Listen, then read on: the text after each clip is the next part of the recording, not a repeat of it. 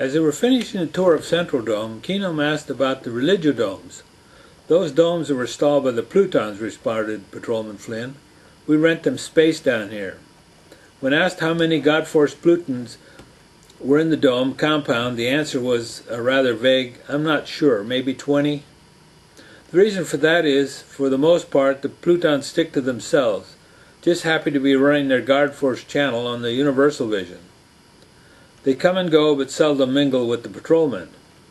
They have a few zealots on conversion patrol who work the upper floors looking to convert some Zimmnellians. Zimmnels. There is little hope of success, however, as the patrolmen in the dome are pretty much science-driven. With the tour over and thank yous given, the two patrolmen boarded a module and set out for Patrol Dome 5. The tunnel to Patrol Dome 5 was a little better than Dome 4 tunnel, but not much. It was bumpy and noisy. They had to slow the module down several times in order to keep it steady. There were no Vertons working anywhere along the line, but Kenom could see equipment laying here and there all along the track.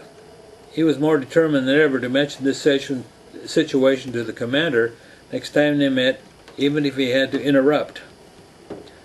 As they pulled up to Dome 5, they could see a small contingent of Flexlords waiting on the transfer platform.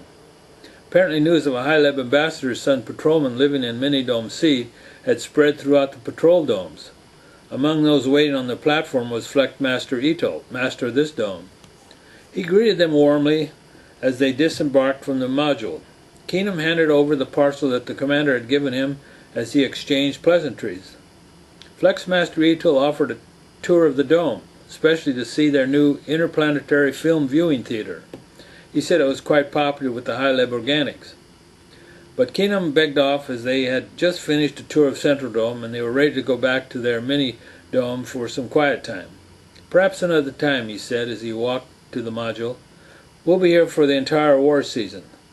Then with a wave they sped off. When they arrived at the mini-dome, they found several messages waiting for them on the monitor vision. One was from Flexmaster Subu, who offered an invitation to visit his art gallery, which contained an extensive collection of interplanetary art. Apparently, because he was stationed in the mini-dome, Flexmaster Subu assumed that Kenom was an artist. He was not. As a matter of fact, he knew very little about art, spending all his life in the diplomatic corps. He had seen a lot of art, but only as a spectator, not as a connoisseur. He agreed to meet the next day.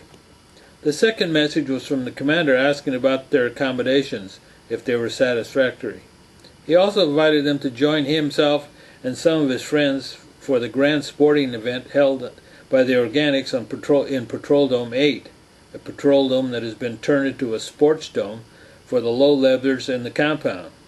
Kenom replied in the affirmative, as he thought this might be a good time to bring up the Vertons and the tunnel repair situation.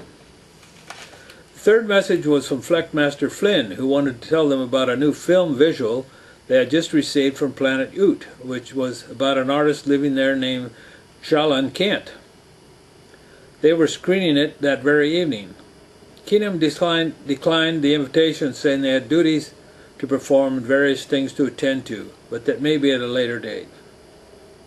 It would seem the whole dome compound thought that they were artists. They didn't seem to be too much of a problem, except that they weren't sure how they would react once they found out that they weren't. They weren't sure if it was an advantage or a disadvantage. But after talking it over for a while, they both decided it was time to shut down and rejuvenate. Tomorrow they would put their minds to other matters and let the art thing play itself out. When they booted up the next day, they began to unpack their supplies and arrange the dome to their liking.